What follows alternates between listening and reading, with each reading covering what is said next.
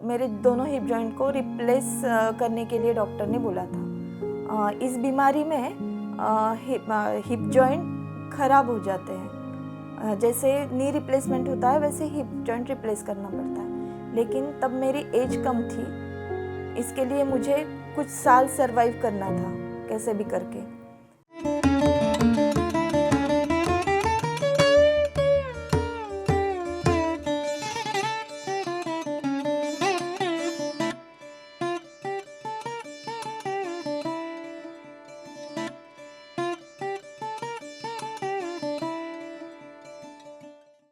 आत्मा नमस्ते, मैं राखी शाह पूना महाराष्ट्र से हूँ।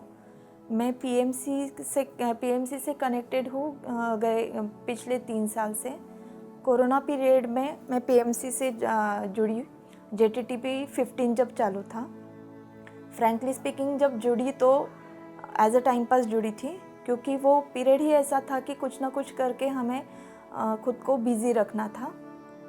और पीएमसी से जुड़ने से पहले मुझे 2008 से बहुत सारे हेल्थ इश्यूज़ थे। मुझे 2008 में स्लिप डिस्क डिटेक्ट हुआ था, जिसको मैंने जैसे तैसे करके, तभी भी मैं ध्यान में थी। मैं प्राणिक हीलिंग का ट्विन हार्ट मेडिटेशन करती थी, लेकिन वो रेगुलर बेसिस पे नहीं था। लेकिन जैसे तैसे करके उससे बाहर आ गई थी। लेकिन 2014 में मुझे AVN हो गया। मेरे दोनों हिप जॉइंट को रिप्लेस करने के लिए डॉक्टर ने बोला था। इस बीमारी में हिप जॉइंट खराब हो जाते हैं। जैसे नी रिप्लेसमेंट होता है वैसे हिप जॉइंट रिप्लेस करना पड़ता है। लेकिन तब मेरी एज कम थी, इसके लिए मुझे कुछ साल सरवाइव करना था कैसे भी करके। और वो पीरियड जो था वो बहुत लॉन्ग था। मतलब मेरा टारगेट था कि मुझे 4 से 5 साल सरवाइव करना है।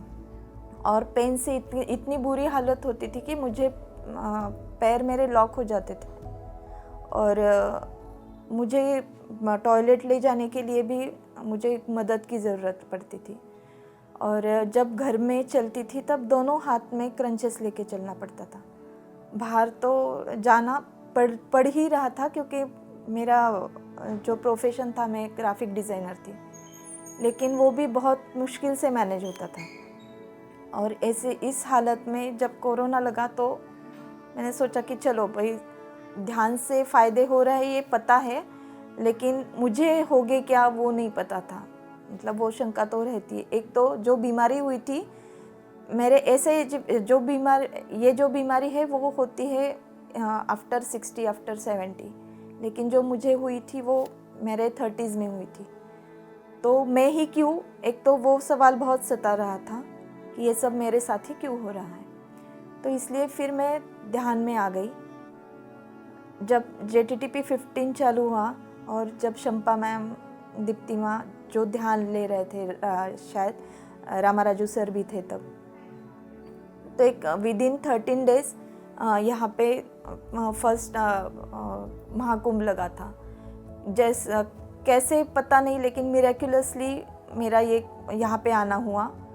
और जब भी मैं ध्यान में आई थी तो महाअवतार बाबा जी के साथ में थोड़ा सा मेरा ऐसे लगता था कि मुझे उनके साथ में कुछ कनेक्ट होना है, या फिर मुझे बाबा जी केव्स के लिए जाना है। लेकिन मेरे पैर की हालत इतनी बुरी थी, लेकिन कुछ सपना था मेरा कि ये मुझे करना है।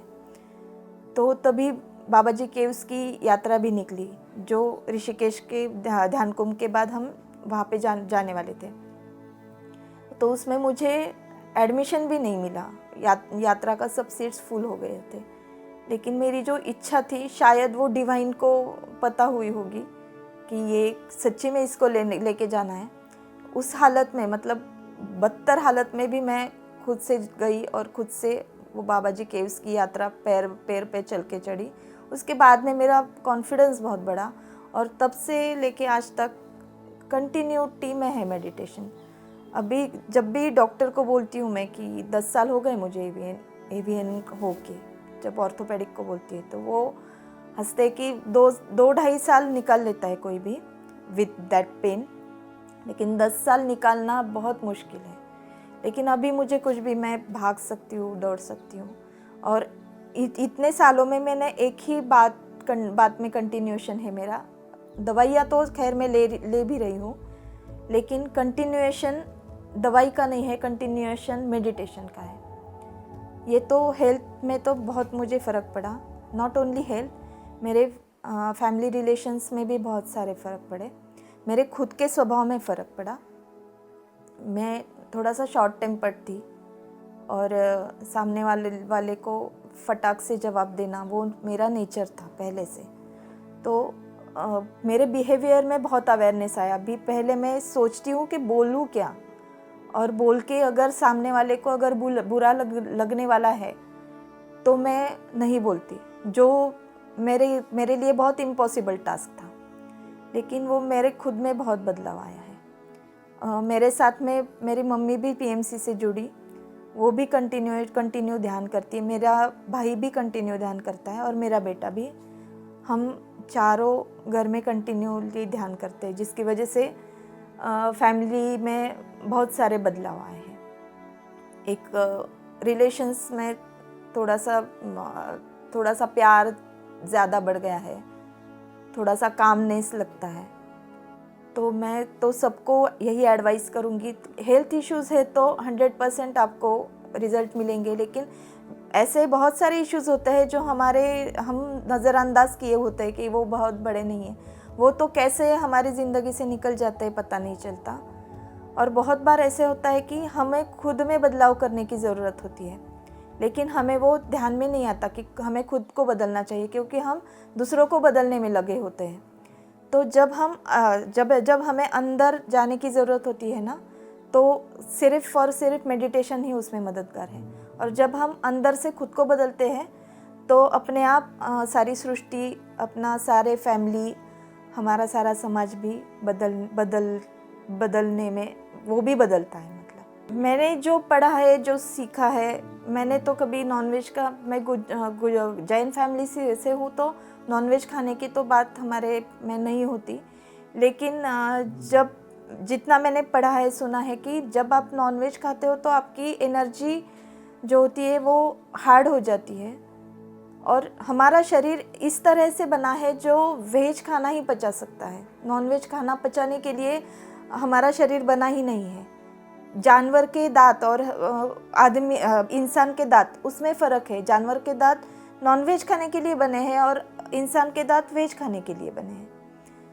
शायद मैं इतना ही बोल सकती हूँ क्योंकि मैंने कभी खाया ही नहीं है, लेकिन nonveg is not made for human beings, that's it. मैं काफ़ी बुक्स पढ़ी हूँ। एक तो ऑटोबायोग्राफी ऑफ योगी, मतलब मेरा स्पिरिचुअल जर्नी उसी बुक से चालू हुआ, और उसके बाद में जीवात्मा जग के, लॉ ऑफ कर्मा के बहुत सारे बुक्स पढ़ रखे हैं।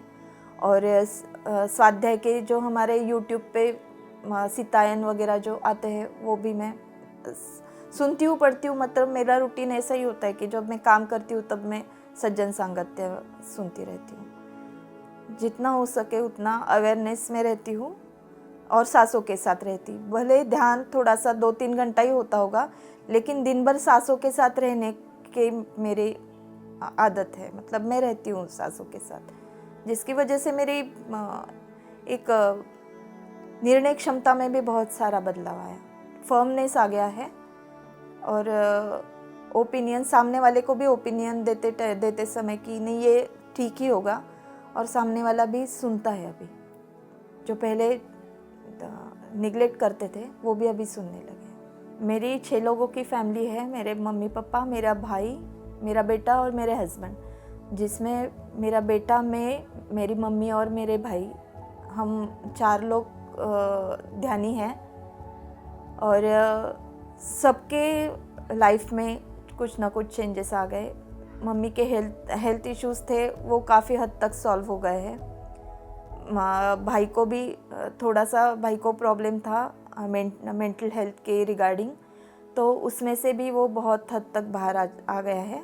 बच्चा बहुत छोटेपन से वो ध्यान में है, तो उसके काफ़ी अनुभव है। मतलब वो एस्ट्रल ट्रैवल वगैरह भी उसके अनुभव वो बताता था जब छोटा था। अभी तो काफ़ी बड़ा हो गया है, लेकिन मेडिटेशन के दौरान ही शायद उसके लाइफ में शिव जी आ गए, और वो बहुत शिव जी को मानता है, और वो शिव जी का बच्चा हो गया तो उसकी मुझे कुछ भी चिंता नहीं रही है कि शिव जी का बच्चा है, कहीं पे भी वो गलत काम नहीं करेगा। उसके बारे में मेरा बहुत ज़्यादा गहरा विश्वास है उस चीज़ के बारे में। मेरी लाइफ में जो जो चेंजेस हो गए उस और ध्यान दान जो पत्री जी ने हमको सिखाया कि दान तो हम करते ही है, लेकिन ध्यान दान बहुत बड़ा दान है। तो उसके हिसाब से मैं कस्टमाइज मेडिटेशन लेती हूँ।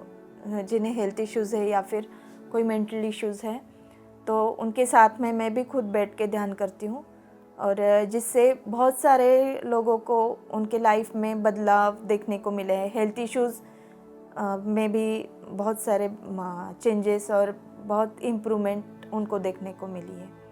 तो मैं खुद ध्यान लेती हूँ, ऑनलाइन लेती हूँ, ऑफलाइन लेती हूँ। ध्यान करते समय most of time pyramid cap लगा के ध्यान होता है, लेकिन जब पिरामिड कैप लगा के ध्यान करेंगे और नॉर्मल ध्यान करेंगे तो उसमें पिरामिड कैप लगा के जो ध्यान होता है उसमें ऊर्जा बहुत ज़्यादा महसूस होती है और ध्यान ज़्यादा अच्छे से लगता है, ऐसा मेरा अनुभव है।